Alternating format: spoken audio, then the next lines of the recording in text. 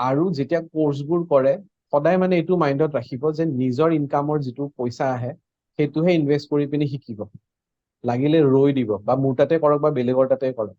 মই যেতিয়া নিজৰ ফাৰ্ষ্ট কোৰ্চ শিকিছিলো, মানে ফাৰ্ষ্টতে ৰেকি শিকিছো, তাৰপিছত নিউমাৰলজি শিকিছিলো, সেয়া ক্লিনিকৰ পইচা দি ফাৰ্ষ্ট ইনভেষ্ট কৰা।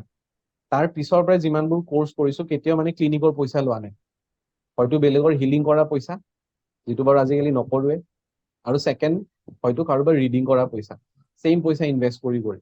আৰু সদায় ট্ৰেক কৰি ৰাখিব। ট্ৰেক মানে আপুনি কিমান ইনভেষ্ট কৰিলে শিকাৰ নামত ষ্টাৰ্টিঙতে, আগতে আছিলে এতিয়া বাৰু ট্ৰেক নকৰা নাযায়, ইনভেষ্ট কিমান কৰিছে শিকাৰ নামত, আপোনাৰ কিমান আহি আছে, যে এইটো মান্থ মই শিকাৰ নামত 10,000 ইনভেষ্ট কৰিলো, আহিছে মোৰ ওচৰত 30,000।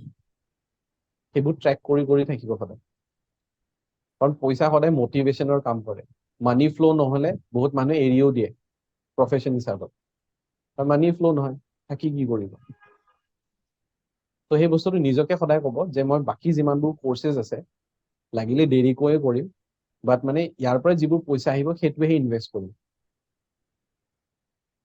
ঠিক আছে, কোনে কোনে এইটো বস্তু কৰি কৰি পাইছে, মানে কৰিছে? ছাৰ মই কৰিছো। ছাৰ মই কৰিছো।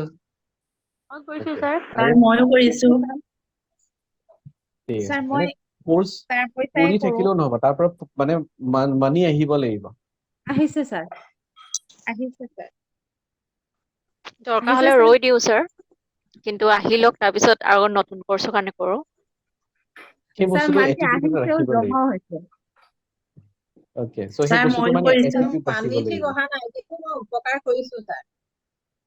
এটা বস্তু সদায় মনত ৰাখিব, মই যদি মানে মানুহক আপুনি উপকাৰ ভাবি কৰিছো আছে ছাৰ। মানুহক কাৰোবাক হেল্প কৰিছো মানি মই লোৱা নাই, সেই বস্তুটো কিন্তু নিজৰ কৰ্মৰ ওপৰতে ইম্পেক্ট কৰে। তেখেতে কাৰোবাক ৰেমেডি দিছিলে এনাৰ্জি এক্সচেঞ্জ নোহোৱাকৈ, তেখেতে কাৰোবাক ৰেমেডি দিছিলে, ঠিক আছে, বাচ্ছা এটাক কিবা এটা ইছ্যু হৈছিলে, প্ৰব্লেম এটাৰ কাৰণে ৰেমেডি দিছে। যেতিয়া ৰেমেডিটো দিলে তেখেতে এনাৰ্জি এক্সচেঞ্জ লোৱা নাই, বাচ্ছাটোৰ প্ৰব্লেম চল্ভ হৈ গ'ল, চেম প্ৰব্লেম তেখেতৰ বাচ্ছাটোৰ তাতে আহিছে। তো মানে এইটো বস্তু কেতিয়াও না, মই ক'লো না মানিৰ লজিকবোৰ সদায় উল্টা চলে।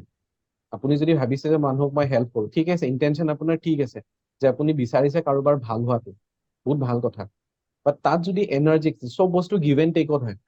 আমি যদি এতিয়া অক্সিজেন লৈছো, তাৰ বিনিময়ত কাৰ্বন ডাই অক্সাইড দি আছো নেচাৰত। যদি সেই গিভ এণ্ড টেক নাথাকে তেতিয়াহ'লে ইমবেলেঞ্চ হৈ যায়। হেৰি ৰখা যায় ন, যে অমুক কামটো হলে মই অমুকত গৈ পিনে শৰাই এখন দিম, তাতোতো গিভ এণ্ড টেক থাকে। থাকে ছাৰ। চ' সেইকাৰণে যেতিয়া কাৰোবাক দিয়েও মানি নহলেও কিবা না কিবা এটা এনাৰ্জি এক্সচেঞ্জ হিচাপত কৰিব। মানে তেওঁক লাগিলে এইটোও ক'ব, আপোনাৰ পানী এগিলাচে দিয়ক, মন্দিৰত গৈ পিনে কিবা দান কৰক, বা কোনোবা দুখীয়া মানুহকে দিয়ক, বাট সেইটো মানে ভুল হৈ যাব, যে আপুনি একো এনাৰ্জি এক্সচেঞ্জ নোলোৱাকৈ আপোনাৰ ফালৰ পৰা আপুনি কিবা এটা ভাল কৰিম বুলি ৰেমেডি দিছে, বাট মানে আপোনাৰ ওপৰত সেই কাৰ্মিক ডেপ্থ এটা লাগিব, কৰ্মৰ ধাৰ এটা লাগিব। সেইকাৰণে হিলিঙৰ সময়তো যেনেকে আমিতো বিচাৰিলে বহুত মানুহক আমি দিব পাৰো ন হিলিং, কিন্তু মানে হিলিং দিলেও সেই বস্তুটো এনাৰ্জি এক্সচেঞ্জ থাকে, কাৰ্মিক ডেপ্থ লাগিলে।